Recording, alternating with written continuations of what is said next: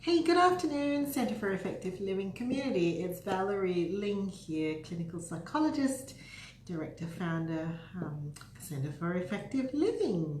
Here we are again on another Friday afternoon.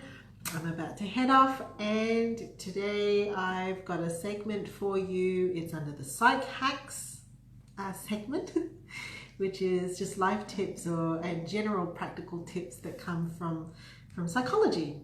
And today's psych hack tip comes out of a resiliency and burnout prevention seminar that I conducted earlier this week with some chaplains. And we were actually talking about how do you actually switch off from work. And it's a question I commonly get asked. How do you actually switch off from your work? First of all, I would say that for me, walking and journeying with my clients as I've done today, how many have I done today? I think 5 or 6 today since 8 o'clock this morning, is by no means a burden. It is really for me a privilege, and I never feel that when I walk out of a day of clinic that I'm actually burdened or bogged down by my clients. What might happen though for me is that I might actually carry it home with me, and even though they've left the session, I may not have quite fully left myself, in that I'm still trying to figure out how to help them and trying to actually carry that with me, which can be something that can lead to a therapist burnout. But for you, it might be different. You might be having a rather stressful period at work at the moment, or you might be finding that you're rather quite exhausted by what's happening at work. And even though it's Friday afternoon, even as you're driving home, you're not feeling like you've wound down. Oh, hello, got a little like there. And so my segment today, the psych hack tip, is how do you actually switch off? How do you actually clock off such that you transition from your work role into a rest role?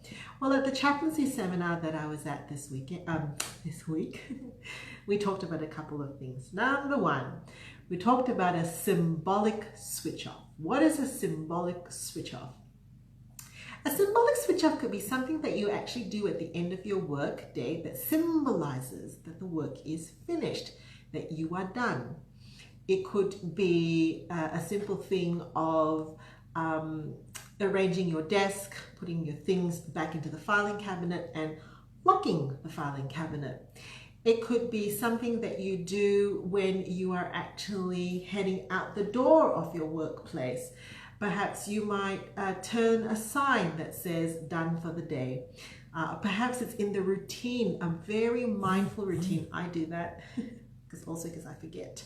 A very mindful routine of going through the various spaces in the office place and switching things off and saying it's finished. So you could have a symbolic metaphor for when you're clocking off and saying I'm actually done.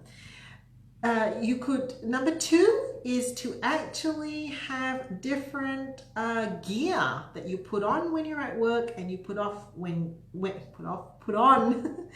not at work. If you know me in my personal life, if you ever see me on the weekend, there's a high likelihood that I am carrying a handbag with a little beanie boo.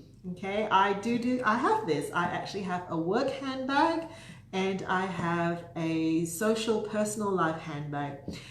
For me, the reason why I have little beanie boos stuck onto my different handbags, believe it or not, it actually provides me with sensory feedback. When I'm walking around, and if I'm sort of having a difficult time transitioning or clocking off, just the feeling of a soft toy in my hand is actually a really calming, soothing thing that just reminds me, Valerie, have fun. Have fun. You're not working. And if you haven't gathered this about me, one of the ways that I do have fun or clock off is to engage in a very playful mindset. I like to be playful. Okay, so what was that? Point number 2. Oh yes, so you can actually have set work equipment and set leisure equipment. And the final thing, the third thing, is the cognitive switch off. How do you actually say to yourself, give permission to yourself to say it's okay, a job well done, it's finished, it's time to go and be a human being again. Now that can sometimes be harder, especially if you don't believe it's a job well done, or especially if you're walking out of your workplace and the stress hasn't disappeared and you know you just have to come back on Monday. Well, a little technique of just doing cognitive compartmentalization, that is actually possible for us to have filing cabinets in our brain. It's possible for us to say, for today, that's all I could have done. I've done the best that I could have done today. Close that filing cabinet, lock it, and come back on Monday and open it and keep moving. So it's possible for you to actually say to yourself, it's okay, even if the problem isn't fixed, even if the problem isn't solved, having some rest, I'll come back refreshed and productive to keep chipping away at it. And someone dear to me keeps telling me, when you have a mountain, you don't try to move the whole mountain. Sometimes you can't even chip away at the mountain. Sometimes you just have to leave the mountain, walk around it for a little bit, go and get refreshed and come back and chip away at it. Have a wonderful weekend, everybody, and I'll talk to you soon. Bye.